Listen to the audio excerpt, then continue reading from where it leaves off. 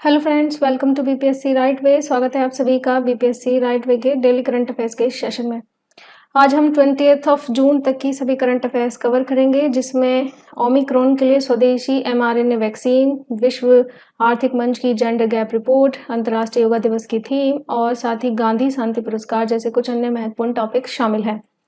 लगातार हमारे टेलीग्राम पर क्विज चलाए जा रहे हैं, तो आप आज ही हमारा टेलीग्राम ज्वाइन करें @BPSC राइट वे ऑफिशियल। और इससे संबंधित कोई भी जानकारी यदि आपको चाहिए तो आप हमारे कमेंट बॉक्स में हमें कमेंट करके पूछ सकते हैं। तो चलिए शुरू करते हैं। अंतर्राष्ट्रीय योग दिवस 2023 21 जून को हर साल मनाया जाता है और इस बार कौन सा संस्करण था? 9वां संस्करण। इस बार की थीम रही है वसुधैव कुटुंबकम। और UNGA यानी संयुक्त राष्ट्र महासभा ने 11 दिसंबर 2014 को पहली बार इस प्रस्ताव को अपनाया था। 21 जून को ही चुने जाने का जो तात्पर्य है वो ये है कि उत्तरी गोलार्ध में 21 जून का दिन सबसे लंबा होता है और दुनिया भर में लोगों के लिए इस दिन का बहुत अधिक महत्व भी होता है। पहली बार 2015 में इसे मनाया गया और उस समय जो थीम थी वो था सद्भाव और शांति। योग को 2016 में यूनेस्को की अमूर्त सांस्कृतिक विरासत का दर्जा भी दिया गया था। 2021 का गांधी शांति पुरस्कार गीता प्रेस गोरखपुर को दिया जाएगा। इस पुरस्कार के लिए जो जूरी थी उसकी अध्यक्षता प्रधानमंत्री ने की थी। यह पुरस्कार अहिंसक और अन्य गांधीवादी तरीकों के माध्यम से सामाजिक, आर्थिक और राजनीतिक परिवर्तन के लिए गीता प्रेस के उत्कृष्ट योगदान को मान्यता देती है। गीता प्रेस की स्थापना 1923 में हुई है और 14 भाषाओं में 41 करोड़ से अधिक पुस्तकें इन्होंने प्रकाशित की हैं। ये जो पुरस्कार है इसे सरकार ने 1995 में शुरू किया था, महात्मा गांधी की 125वीं जयंती के अवसर पर। विश्व आर्थिक मंच की जेंडर गैप रिपोर्ट 2023 जारी हो गई है और इसमें भारत ने पिछले साल के संस्करण से 8 अंकों का सुधार किया है। पिछले साल 2022 में भारत की रैंक थी 135 और इस बार हो गई है 127 146 देशों में से। और पिछले साल के मुकाबले 1.4% अंकों का सुधार भारत ने किया है। भारत ने शिक्षा के सभी स्तरों पर नामांकन में समानता हासिल की है। भारत ने कुल जेंडर गैप का 64% कम कर दिया है। हालांकि आर्थिक भागीदारी की बात करें और अवसरों की बात करें तो इसमें केवल 36% ही समानता हासिल की है। आइसलैंड लगातार 14वें वर्ष दुनिया का सबसे अधिक लिंग समानता वाला देश बना हुआ है। इसके अलावा यह एकमात्र ऐसा देश है जिसने अपने लिंग अंतर को 90% से अधिक कम कर दिया है। शीर्ष 5 में जिन देश हैं वो हैं नॉर्वे, फिनलैंड, न्यूजीलैंड और स्वीडन। भारत ने राजनीतिक सशक्तिकरण पर 25% की समानता दर्ज की है। महिलाओं का जो सांसदों का प्रतिनिधित्व है वो 15% इस समय कर रही हैं। 2006 में जब से रिपोर्ट प्रकाशित शुरू हुई है उसके बाद से ये 15% का भारत का आंकड़ा सांसदों का सबसे अधिक रहा है। 2017 के बाद से 117 में से 18 देशों ने स्थानीय शासन में महिलाओं का 40% से अधिक रिप्रेजेंटेटिव हासिल किया है। और 40% से अधिक जो स्थानीय शासन है यानी पंचायत से और नगर पालिका है, उनमें कौन कौन सी कंट्री टॉप पर है? तो बोलीविया, जहाँ 50% महिलाओं की भागीदारी है, भारत में 44% और फ्रांस में 42%। भारत में जन्म के समय लिंगानुपात में 1.9% में सुधार हुआ है अंकों का और जन्म के समय लिंग समानता इस समय 92.7% है। समग्र स्तर पर दक्षिण एशियाई क्षेत्र ने 63% लैंगिक समानता प्राप्त कर ली है। हालांकि 8 क्षेत्रों में से ये दूसरा सबसे निचला क्षेत्र है। सबसे अधिक जो लैंगिक समानता है वो यूरोप वाले क्षेत्र में है। साउथ एशिया में सबसे कम से सेकेंड नंबर पर है 63%। जेंडर गैप रिपोर्ट की बात करें तो 2006 से विश्व आर्थिक मंच इसे लगातार प्रतिवर्ष प्रकाशित कर रहा है। यह पुरुषों और महिलाओं के बीच असमानता के 4 क्षेत्रों की जांच करता है। कौन कौन से हैं वे 4 क्षेत्र? आर्थिक भागीदारी और अवसर, शिक्षा प्राप्ति, स्वास्थ्य और अस्तित्व और राजनीतिक सशक्तिकरण। Drug controller general of India ने आपातकालीन उपयोग के लिए जैमकोवेक OM को मंजूरी दे दी है। ये ओमिक्रॉन वेरिएंट के लिए भारत का पहला स्वदेशी mRNA वैक्सीन है। इसे पुणे स्थित जेनेवा बायोफार्मास्यूटिकल्स लिमिटेड द्वारा विकसित किया गया है।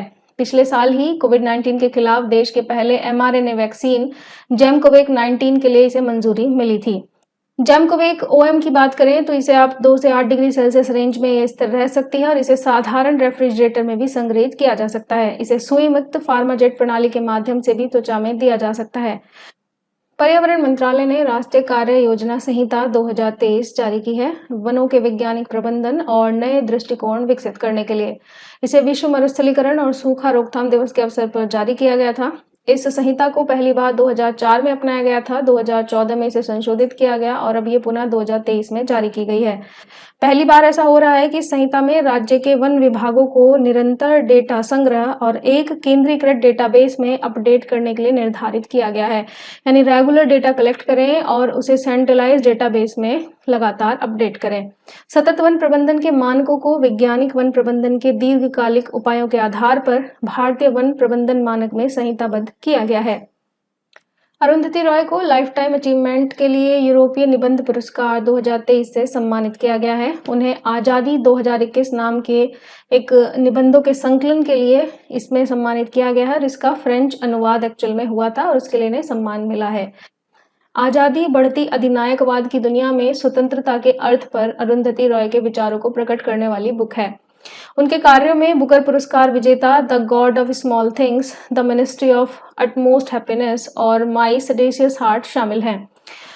ये जो पुरस्कार है स्विट्जरलैंड के लुसाने में 12 सितंबर को दिया जाएगा। पुरस्कार राशि लगभग 18 लाख रुपए की है। दिल्ली के सफदरजंग अस्पताल में उत्तर भारत का पहला स्किन बैंक का उद्घाटन किया गया है। देश में ऐसे कुल 6 स्किन बैंक हैं, जिसमें 7 महाराष्ट्र में हैं, 4 चेन्नई में, 3 कर्नाटक में और एक मध्य प्रदेश और उड़ीसा में स्थापित है। स्किन बैंक एक ऐसी सुविधा होती है जहां मृत व्यक्तियों की त्वचा दान की जा सकती है। देखिए, किडनी और लिवर को स्टोर नहीं किया जा सकता है, दान के कुछ घंटों के अंदर इसे ट्रांसप्लांट करना होता है, लेकिन जो स्किन है इसे 3 से 5 साल तक स्टोर किया जा सकता है। स्किन ग्राफ्टिंग जो है मृत्यु दर को कम करता है, रोगियों में जीवित रहने की दर को बढ़ाता है। आवश्यकता कहाँ है तो हर साल भारत में 7 से 10 मिलियन लोग जलने से घायल होते हैं, जो सड़क दुर्घटनाओं के बाद चोट का दूसरा सबसे आम कारण है। तो यदि किसी रोगी की त्वचा गंभीर रूप से जल गई है तो उस क्षेत्र को त्वचा के विकल्प के साथ कवर कर दिया जा सकता है, अन्यथा उसमें संक्रमण हो सकता है। त्वचा के संक्रमण, त्वचा कैंसर के उपचार जैसे कि मोहस सर्जरी, त्वचा के अल्सर, धीमी गति से ठीक होने वाले बड़े घावों वाले रोगियों को स्किन ग्राफ्टिंग से लाभ हो सकता है। महिला उद्यमियों को सशक्त बनाने के लिए यूएनडीपी और दीनदयाल अंत्योदय योजना राष्ट्रीय शहरी आजीविका मिशन यानी DAY-NULM ने साथ में साझेदारी की है। इस साझेदारी से इच्छुक महिलाओं को अर्थव्यवस्था, डिजिटल अर्थव्यवस्था, देखभाल अर्थव्यवस्था, इलेक्ट्रिक मोबिलिटी, अपशिष्ट प्रबंधन, खाद्य पैकेजिंग और अन्य क्षेत्रों में अपना उद्यम प्रारंभ करने का मदद मिल सकती है।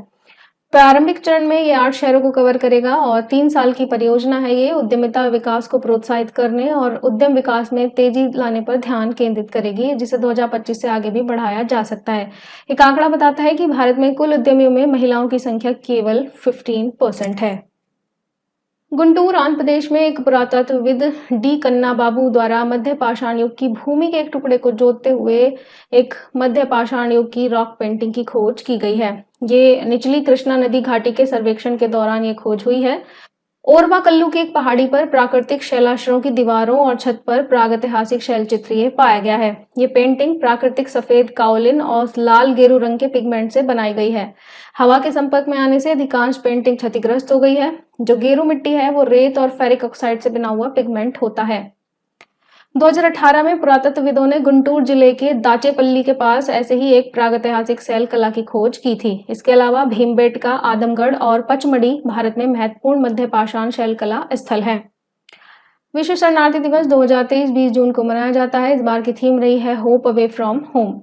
पहली बार 2001 को ये मनाया गया था और 1951 के शरणार्थी सम्मेलन जो शरणार्थियों की रक्षा में मदद करता है उसकी 25वीं वर्षगांठ के उपलक्ष्य में ये मनाया गया पहली बार 2001 को।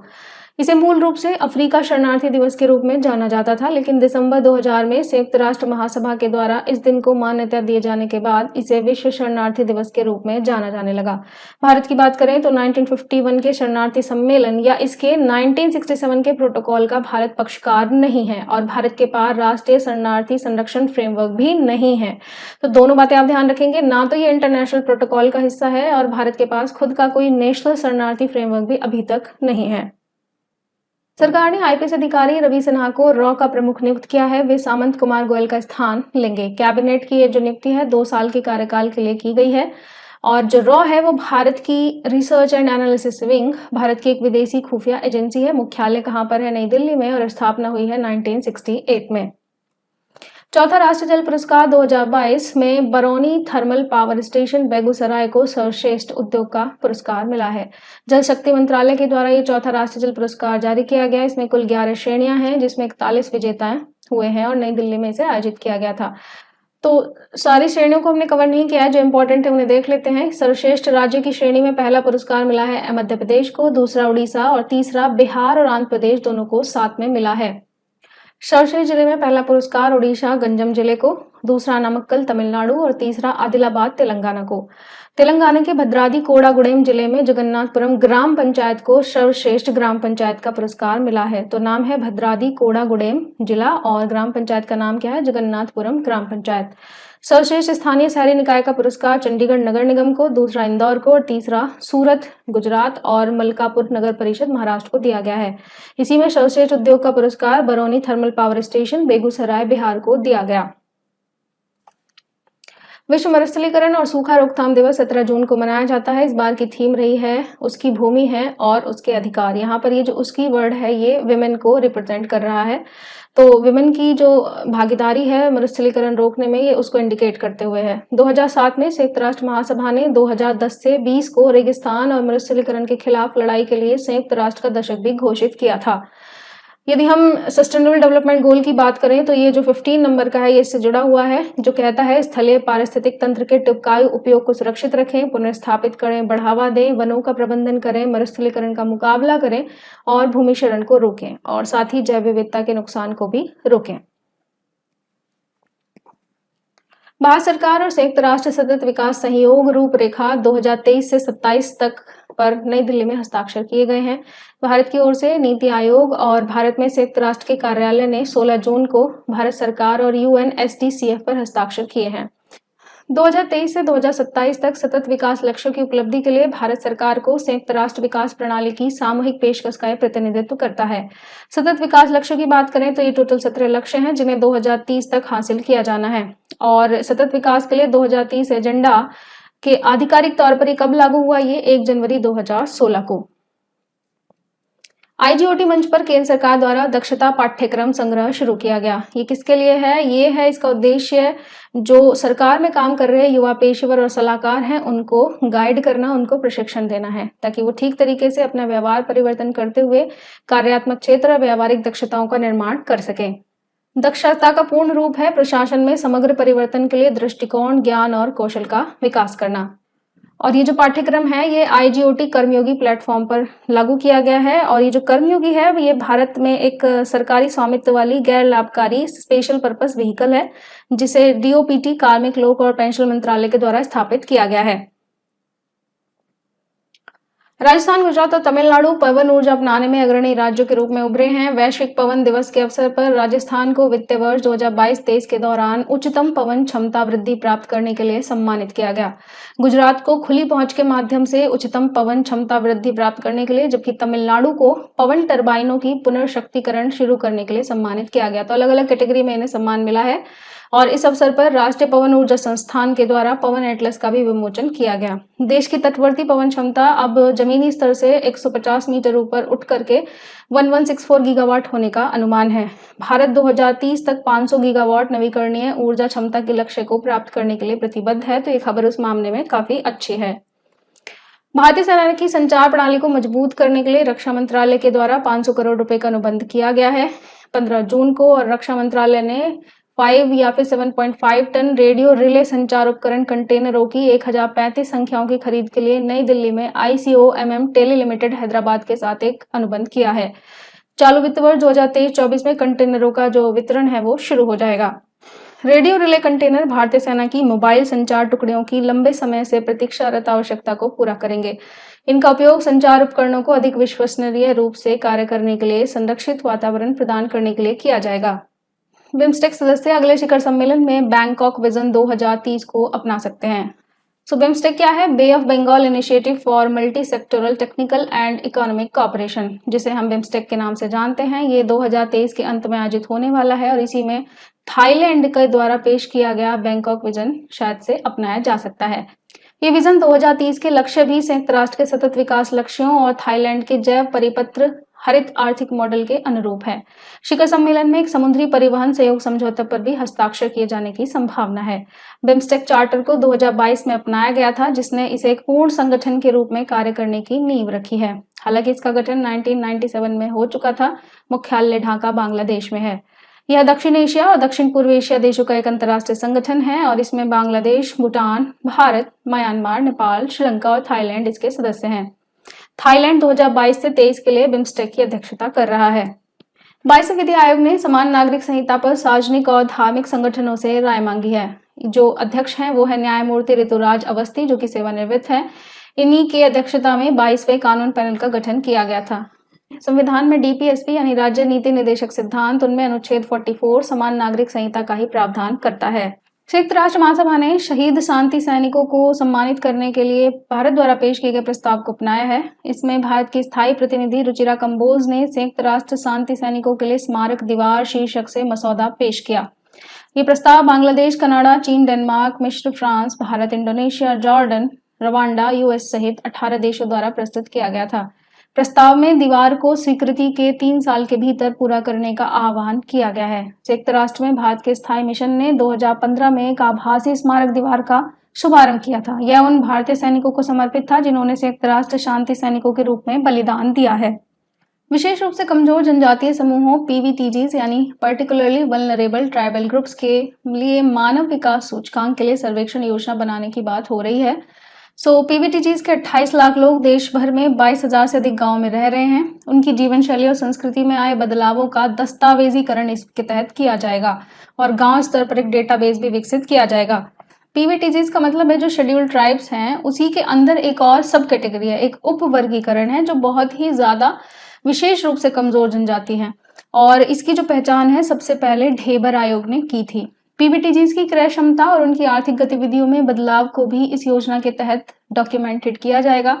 नवीनतम बजट में प्रधानमंत्री विशेष रूप से पीवीटीजीज विकास मिशन के लिए 15,000 करोड़ रुपए परिव्यय की घोषणा इस बार की गई थी। तो इसे अगले 3 सालों में खर्च करना है, तो इसी के जो फर्दर इसको हम मूवमेंट देंगे तो वहां पर एक सर्वेक्षण योजना सबसे पहले लाई जाएगी। जनजातीय कार्य मंत्रालय जो है स्किल सेल रोग से पीड़ित जनजातीय लोगों का परीक्षण और डेटा एकत्रित करने की भी योजना बना रहा है। भारत ने लगभग 64,000 करोड़ रुपए के 17 लाख मीट्रिक टन समुद्री खाद्य का सर्वकालिक उच्च निर्यात हासिल किया है। भारत ने यूएस से जैसे अपने प्रमुख निर्यात बाजारों में कई चुनौतियों के बावजूद वित्तीय वर्ष 2022-23 के दौरान मात्रा और मूल्य दोनों के मामले में उपलब्धि हासिल की है।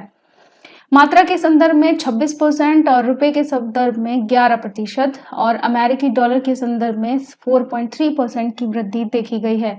फ्रोजन झींगा मछली मात्रा और मूल्य दोनों संदर्भों में प्रमुख निर्यात वस्तु बनी रही, जबकि यूएसए और चीन, यूरोपीय संघ, दक्षिण पूर्वी एशिया, जापान, मध्य पूर्व के बाद भारत समुद्री फूड के प्रमुख आयातक बन गया है। झींगा मछली समुद्री खाद्य निर्यात के संदर्भ में सबसे महत्वपूर्ण वस्तु रही है। वर्ष 2022-23 में ब्लैक टाइगर यानी बीटी झींगा मछली के निर्यात में भी वृद्धि हुई है। जापान ब्लैक टाइगर झींगा मछली के निर्यात के लिए प्रमुख बाजार हमारे लिए बन गया है। इसके बाद यूरोपीय संघ जिसकी 25% भागीदारी है, एंड देन यूएसए। निर्यात की जाने वाली दूसरी सबसे बड़ी वस्तु सुखाई गई मछली है।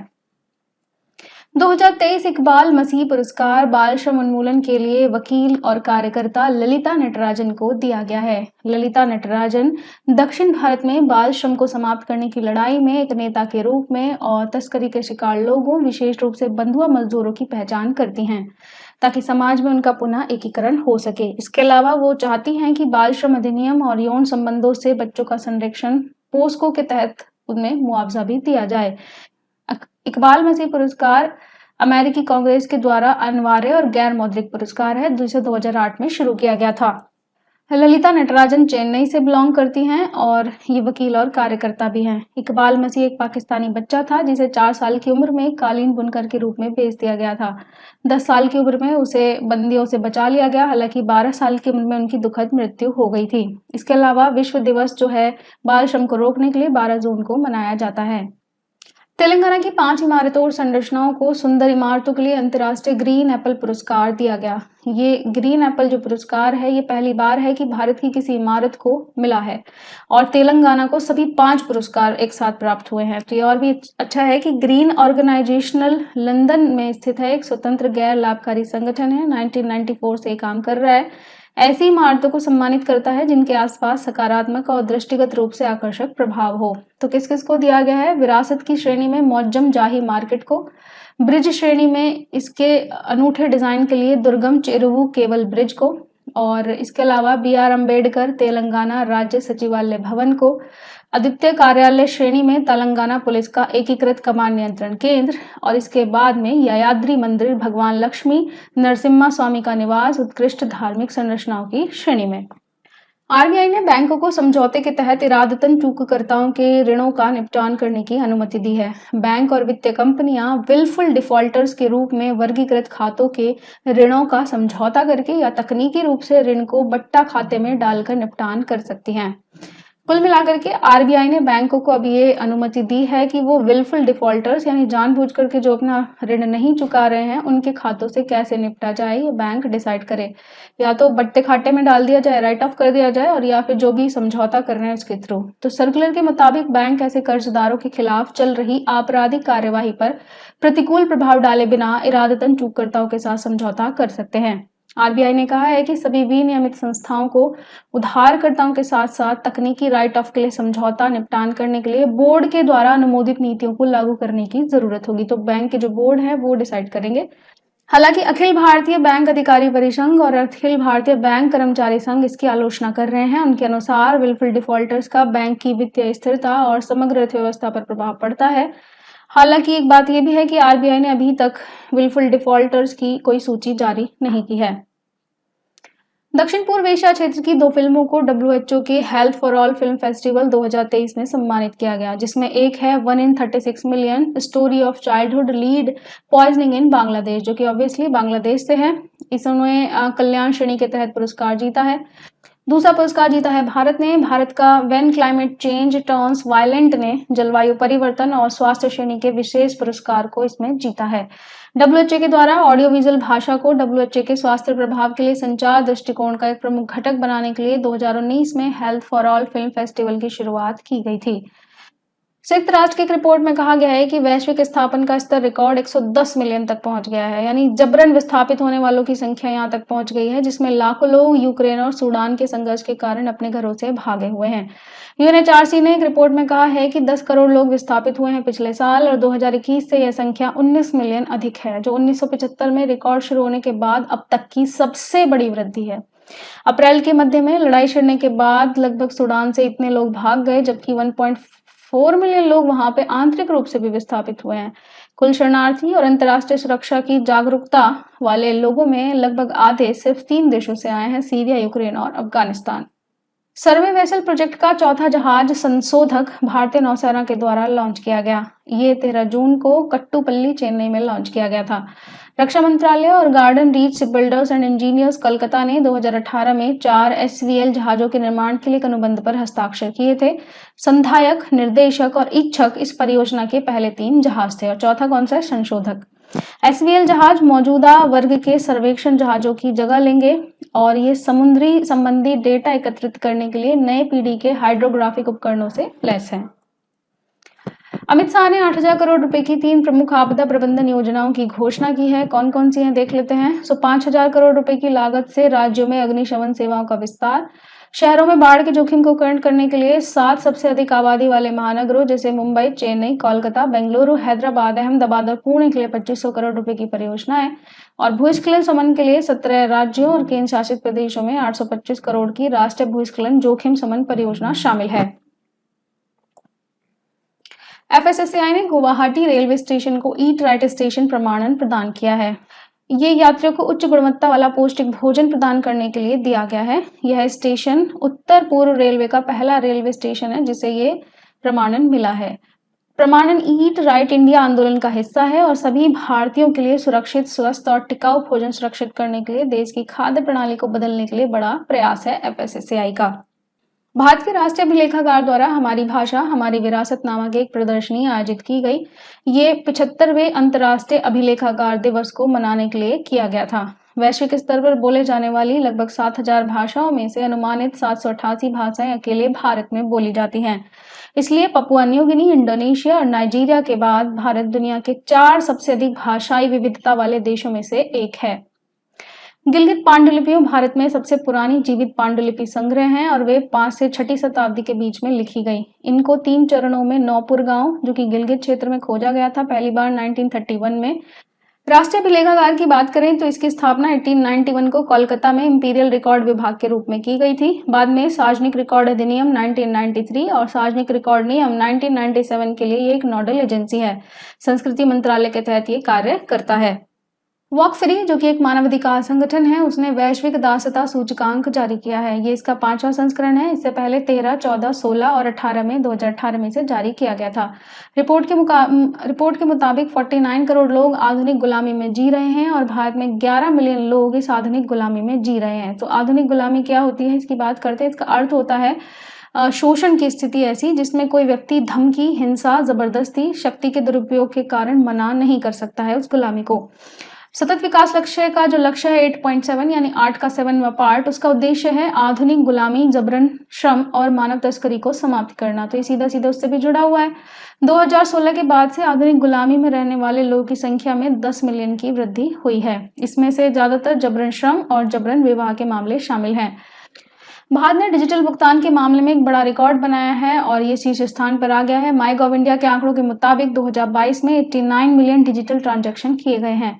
इसके हिसाब से भारत के कुल डिजिटल लेन देन में वैश्विक रियल टाइम भुगतान का हिस्सा कितना है, 46%। तो भारत के बाद ब्राजील, चीन और थाईलैंड और दक्षिण कोरिया शामिल हैं। भारत में पहला ऑनलाइन प्लेटफॉर्म जो था बिल डेस्क का था, जो 2000 में अपना ऑपरेशन इसने शुरू किया था। भारत और मालदीव के बीच एक संयुक्त सैन्य अभ्यास एक्यूवेरिन उत्तराखंड में 11 से 24 जून तक आयोजित हुआ है। इसका मुख्य उद्देश्य है काउंटर इमरजेंसी या काउंटर टेररिज्म ऑपरेशन में इंटर ऑपरेबिलिटी को बढ़ावा देना। आईआईटी मद्रास ने हाइड्रोजन उत्पन्न करने के लिए समुद्री जल का विद्युत अपघटन करने का प्रयास किया है और यहाँ के शोधकर्ताओं ने विद्युत अपघटन करने की अत्यधिक कुशल और लागत प्रभावी विधि के महत्वपूर्ण घटक बना लिए हैं। तो समुद्र के जल को इलेक्ट्रोलाइज करना है, ये एक एनर्जी इंटेंसिव काम है। इसके लिए महंगे ऑक्साइड पॉलीमर सेपरेटर की जरूरत होती है और यह विद्युत अपघटन के लिए ताजे पानी का उपयोग करता है। क्षरण को रोकने के लिए धातु के स्थान पर इलेक्ट्रोड के लिए कार्बन आधारित सहायक सामग्री का उपयोग इसमें किया गया है। समुद्री जल को विभाजित करने के लिए जल इलेक्ट्रोलाइजर सीधे फोटोवोल्टेइक व्युत्पन्न वोल्टेज का उपयोग करता है। सीएसीपी ने केंद्र सरकार से यूरिया को एनबीएस व्यवस्था के तहत लाने की सिफारिश की है। यूरिया के असंतुलित उपयोग के मुद्दे को हल करने के लिए सीएसीपी ने केंद्र को पोषक तत्व आधारित सब्सिडी यानी एनबीएस व्यवस्था के तहत यूरिया को लाने की सिफारिश की है। कृषि में यूरिया का अनुपातहीन उपयोग पौधे के पोषक तत्व के असंतुलन को बिगाड़ने के प्राथमिक कारणों में से एक है। वर्तमान में यूरिया एनबीएस के अंतर्गत नहीं आता है, जिसमें फास्फोरस और पोटेशियम जैसे गैर यूरिया उर्वरक आते हैं। अन्य उर्वरकों का एमआरपी एनबीएस नीति के अप्रत्यक्ष नियंत्रण में है। इन उर्वरकों के निर्माता उचित सीमा के भीतर एमआरपी तय करने की स्वतंत्रता रखते हैं। नतीजतन यूरिया की तुलना में अन्य उर्वरकों की कीमतों में पिछले कुछ वर्षों में काफी वृद्धि हुई है। इससे किसानों का झुकाव यूरिया की ओर हो गया है। किसान उर्वरकों के सब्सिडी वाले बैग की संख्या की सीमा निर्धारित करने की भी सिफारिश इसमें की गई है। भारत दुनिया में उर्वरकों के सबसे बड़े उत्पादक और उपभोक्ताओं में से एक है। स्थापित पवन ऊर्जा क्षमता के मामले में गुजरात पहले स्थान पर है और तमिलनाडु दूसरे स्थान पर। 31 मई 2023 तक गुजरात की कुल स्थापित पवन ऊर्जा क्षमता 10,416 मेगावाट थी, जबकि तमिलनाडु की 10,125 मेगावाट। अनुकूल नीतिगत हस्तक्षेप, बुनियादी ढांचे की उपलब्धता और डिस्कॉम की मजबूत वित्तीय स्थिति के कारण तेजी से क्षमता वृद्धि के कारण गुजरात शीर्ष राज्य के रूप में उभरा है। राजस्थान के बाद गुजरात 20,000 मेगावाट से अधिक की संचयी नवीकरणीय ऊर्जा क्षमता प्राप्त करने वाला दूसरा राज्य भी है, क्योंकि गुजरात सेकंड नंबर पर है और राजस्थान इसमें फर्स्ट है। कहां पर? संचयी नवीकरणीय ऊर्जा क्षमता में। समग्र नवीकरणीय क्षेत्र में राजस्थान 22,518 मेगावाट की कुल क्षमता के साथ शीर्ष पर है और गुजरात इसमें 20,293 मेगावाट। वहीं पर तमिलनाडु इसमें थर्ड रैंक पर है, जिसकी कुल स्थापित क्षमता है 18,125। इसके बाद कर्नाटक और महाराष्ट्र का नंबर आता है। भारत की पहली महिला कबड्डी लीग 16 जून को दुबई में शुरू हुई। ये पहली बार है कि भारत बल की महिला कबड्डी खिलाड़ियों को वैश्विक मंच पर अपना कौशल दिखाने का अवसर प्रदान किया। लीग में लगभग 8 टीमें हैं और कुल 96 खिलाड़ी शामिल हैं। टीमों के नाम विभिन्न राज्यों के नाम पर रखे गए हैं, जैसे Delhi Dynamites, Gujarat Angel, Great Maratha, Haryana Hustlers, Punjab Panthers, Rajasthan Riders, उमा कोलकाता और बेंगलुरु हॉक्स। एपीएस स्पोर्ट्स महिला कबड्डी लीग की प्राथमिक आयोजक है और इसे दुबई के शबाब अल अहली स्पोर्ट्स क्लब में 27 जून तक 12 दिनों तक ये चलेगी। प्रदीप कुमार नेहरा महिला कबड्डी लीग के निर्देशक हैं। एंड में कुछ और खबरों पर नजर डालेंगे। आयुष मंत्रालय ने ओशन रिंग ऑफ योगा की योजना बनाई है, जिसमें लगभग 3500 नौसैनिकों ने राष्ट्रीय और अंतर्राष्ट्रीय जल क्षेत्रों में योग के राजदूत के रूप में 35,000 किलोमीटर से अधिक की यात्रा की। भारत के प्रधानमंत्री अमेरिका और मिस्र के अपने 5 दिवसीय दौरे पर हैं। भवानी देवी ने एशियाई फेंसिंग चैंपियनशिप के क्वार्टर फाइनल में भारत का पहला पदक जीता है। अमित अग्रवाल भारतीय विशिष्ट पहचान प्राधिकरण यानी कि UIDAI के नए CEO बने हैं। साथ में ये इंपॉर्टेंट है, देखिए 1 जुलाई से 24 फुटवेयर उत्पादों के लिए भारत मानक ब्यूरो यानी BIS का लाइसेंस अनिवार्य कर दिया गया है। भारतीय नौसेना कर्मियों के व्यवहारिक प्रशिक्षण के लिए कोच्चि में समेकित सिमुलेटर परिसर ध्रुव का उद्घाटन किया। स्वदेशी निर्मित युद्धपोत INS कृपाण भारत द्वारा वियतनाम को तोहफे में दिया जाएगा। ग्रैमी पुरस्कारों में 3 कैटेगरी जोड़ी गई हैं, best African music performance, best pop dance recording और बेस्ट अल्टरनेटिव जैज। ठीक है।